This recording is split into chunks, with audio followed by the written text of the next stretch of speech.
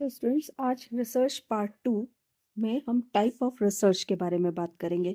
इससे पहले हमने रिसर्च का क्या अर्थ है, उसकी ऑब्जेक्टिव्स क्या हैं, उसके उद्देश्य क्या हैं, और फिर हमने बात की कि पैराडिज्म क्या होता है, कैरेक्टरिस्टिक्स क्या हैं, और फिर पैराडिज्म क्या होता है। अब हम टाइप्स ऑफ रिसर्च की बात करेंगे, जिसमें हम सबसे पहले रिसर्च 3 तरीके के टाइप्स में हमने इनको बांटा था।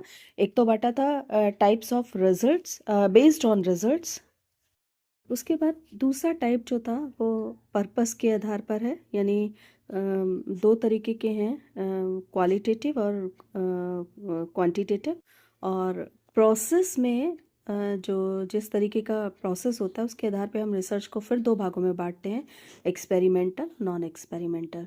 तो आज हम जो बात करेंगे वो सबसे पहले बेसिक, प्योर, फंडामेंटल रिसर्च, और जो दूसरा टाइप हमारा रिजल्ट्स के आधार पर है, बिहेवियरल रिसर्च, जिसमें कि आपके एक्शन रिसर्च और अप्लाइड रिसर्च दोनों आ जाते हैं, उसके बारे में बात करेंगे। जब हम बेसिक या फंडामेंटल की बात करते हैं या प्योर रिसर्च की बात करते हैं, तो प्योर रिसर्च है जो है वो नियमों और सिद्धांतों की खोज पर बल देता है ना।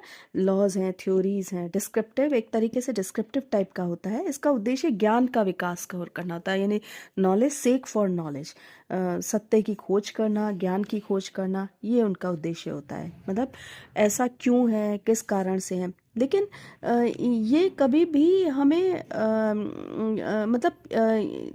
ये जो हम रिसर्च के बाद जो जो नॉलेज ले रहे हैं वो वो क्यों, क्या यूज़फुल होगी या हमारे किस काम आएगी, इसका कोई भी डिस्क्रिप्शन नहीं होता। जबकि जो ये आपकी व्यवहारिक, सॉरी मैंने बिहेवियरल इसमें रिसर्च लिख रखा है, व्यवहारिक मतलब अप्लाइड। अप्लाइड जो हमारी रिसर्च होती है उसमें ये तो है ही कि हम कोई नई नॉलेज निकालेंगे, जो पहले से नॉलेज है उसको निकालेंगे किसी समस्या का समाधान खोजने के लिए। लेकिन कोई चीज़ मतलब किस काम आएगी, क्या उपयोगिता है, साथ साथ हम उसका भी करते हैं। यानी एक तरीके से साथ साथ हम उसका भी समाधान करते हैं। यानी कोई चीज़ ज्ञान के लिए मतलब नॉलेज के लिए नॉलेज तो हम ले ही रहे हैं, लेकिन साथ साथ उसकी उसकी कहाँ क्या यूज़ है उसके बारे में भी हम बात करते हैं। इसीलिए इसको व्यवहारिक नाम भी पड़ा है, क्योंकि डे टू डे लाइफ में ये हमारे काम आता है। और दूसरा, इसका जो दृष्टिकोण होता है, जो नज़रिया होता है, वो बहुत व्यवहारिक होता है। जब हम छोटी छोटी समस्याओं को लेते हैं तो वही हमारी केस स्टडी हो जाती है। केस स्टडी में एज कंपेयर टू जो हमारा अप्लाइड रिसर्च है उसमें बहुत छोटा एरिया होता है। मतलब जैसे हम क्लास में हैं, तो क्लास में आप ऐसे समझो कि जैसे हमें क्लास में परेशानी आ रही है छोटे बच्चों के लिए, है ना। तो हमने क्या करा, केस स्टडी के तौर आई मीन एक्शन रिसर्च के तौर पर हमने क्या किया कि हमने उन बच्चों को आगे बैठा दिया।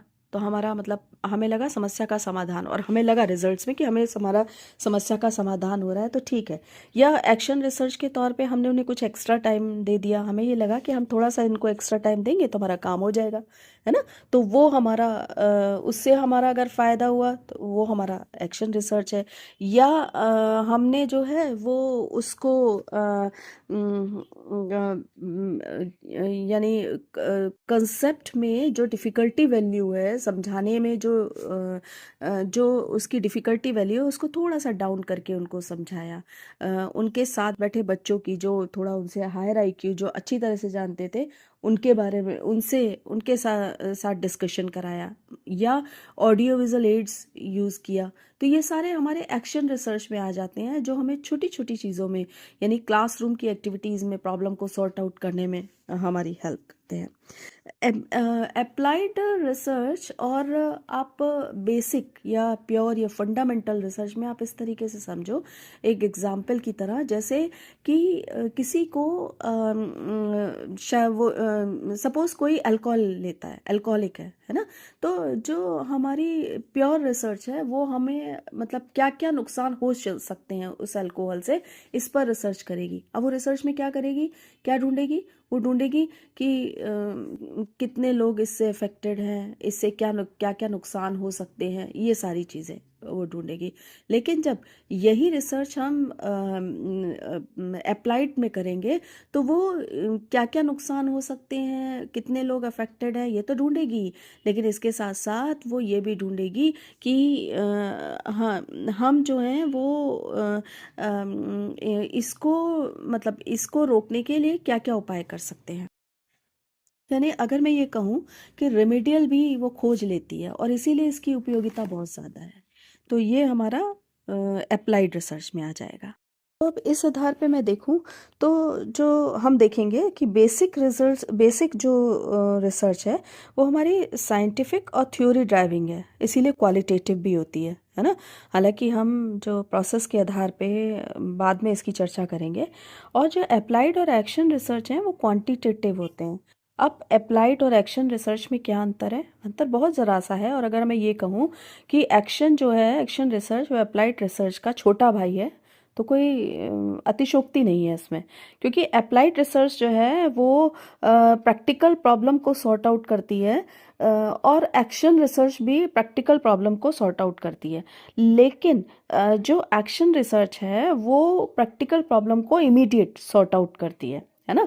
तो और जो लेकिन दोनों में जो डिफरेंस है वो ये है कि हम अप्लाइड रिसर्च को as compare to action research हम उसको जनरलाइज कर सकते हैं। लेकिन जो एक्शन रिसर्च है उसको हम जनरलाइज नहीं करते, क्योंकि फौरी तौर पे समस्या का हल होता है।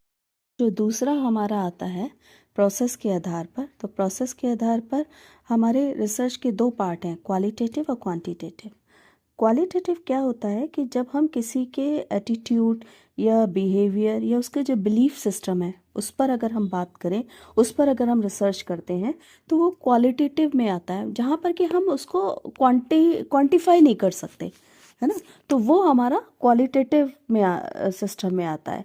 अब क्वालिटेटिव सिस्टम में ये जो इसका जो जनरली जो इसका गोल होता है वो हाइपोथेसिस को जनरेट करना, है ना। तो बहुत छोटे जो मतलब बहुत कम जो इसके सैंपल होते हैं उसमें हमारा काम चल जाता है, क्योंकि इसमें क्वालिटी देखी जाती है, क्वांटिटी नहीं देखी जाती। तो यही वजह है कि यही वजह है कि ये इंडक्टिव होता है। जो इसका एनालाइज मोड ऑफ एनालिसिस होता है वो इसका इंडक्टिव होता है और बाय रेंडम होता है। मतलब हम रेंडमली जो है वो उसको चूज कर सकते हैं, है ना, डाटा एनालिसिस को। अब देखिए, अब क्या होता है कि हम जब ये बार बार ये बात कह रहे हैं कि क्वालिटेटिव जो हमारी रिसर्च होती है उसमें हम किसी के एटीट्यूड को देखते हैं, बिहेवियर को देखते हैं या उसके बिलीफ सिस्टम को देखते हैं, क्वांटिफाई तो नहीं कर सकते इसको। इसीलिए हम जो है वो क्वालिटी उसमें देखते हैं। इसीलिए इसमें थोड़ी बहुत सब्जेक्टिविटी की भी संभावना रहती है। इसमें इस तरीके की जो रिसर्चेज होती हैं वो जनरली जो होती हैं वो हमारी बिलीफ पर बेस्ड होती हैं, केस स्टडी होती है, या हमारा एनालाइज किसी डॉक्यूमेंट्री एनालिसिस होता है, जैसे मुंशी प्रेमचंद के ने कौन कौन सी किताबें लिखी, उनका साहित्य किस तरीके का था, इस तरीके। अब देखो, जो दूसरी अब जो हमारी है रिसर्च का दूसरा, वो है क्वांटिटेटिव रिसर्च। क्वांटिटेटिव रिसर्च जो है वो रिसर्च है जिसमें कि हम अपने रिसर्च की फाइंडिंग्स को नंबर के फॉर्म में देते हैं। तो वो हमारी क्वांटिटेटिव, यानी रिसर्च को जब हम नंबर के रूप में दिखाते हैं तो वो हमारी क्वांटिफाइव रिसर्च है, यानी कलेक्टिंग डाटा, एनालाइजिंग, और वो सब न्यूमेरिकल फॉर्म में होता है।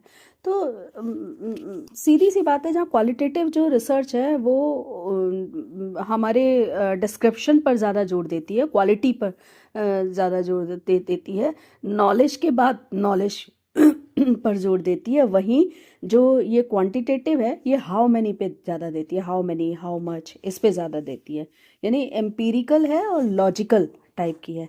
जहाँ वो इंडक्टिव अप्रोच पर है, वह इंडक्टिव मेथड है, उसका मोड ऑफ एनालिसिस इंडक्टिव है, वहीं पे ये जो है वो डिडक्टिव फॉर्म में रहती है। इंडक्टिव अप्रोच और डिडक्टिव अप्रोच क्या होती है, ये आगे के वीडियो में बताएंगे। इसके बाद जो ये यानी इसमें चूंकि ये क्वांटिटी पर आधारित है, तो प्रेडिक्शन करने में बहुत काम आती है। और हाइपोथेसिस हाइपोथेसिस क्रिएट होती है क्वालिटेटिव में, लेकिन टेस्टिंग जो है वो क्वांटिटेटिव में होती है। और इसकी जो सैंपल है वो बहुत लार्ज होने चाहिए ताकि उसमें बायसनेस की प्रॉब्लम ना हो। स्टैटिकल मेथड से इसका एनालिसिस होता है, जहाँ क्वालिटेटिव रिसर्च में इंटरव्यू और ऑब्जर्वेशन के तरीके आते हैं। वहीं पे क्वांटिटेटिव में सर्वे रिसर्च होती है, एक्सपेरिमेंटल रिसर्च होती है, कोरिलेशन रिसर्च, इस टाइप की रिसर्च होती है। तो ये रिसर्च हमारी प्रोसेस के आधार पर हो गई। अब हमारी अगली रिसर्च है प्रोडक्ट के आधार पर, जो हम अगले वीडियो में उसका डिस्कशन करेंगे। साथ ही डिटेल में उसका डिस्कशन करेंगे। साथ ही कुछ टर्म्स ऐसी जो नेट में आती हैं, जो ज़रूरी है, उसके बारे में भी डिस्कशन करेंगे। वीडियो पसंद आया हो तो इसको लाइक कीजिए, सब्सक्राइब कीजिए और प्लीज़ शेयर कीजिए। साथ ही अपने कमेंट डालिए।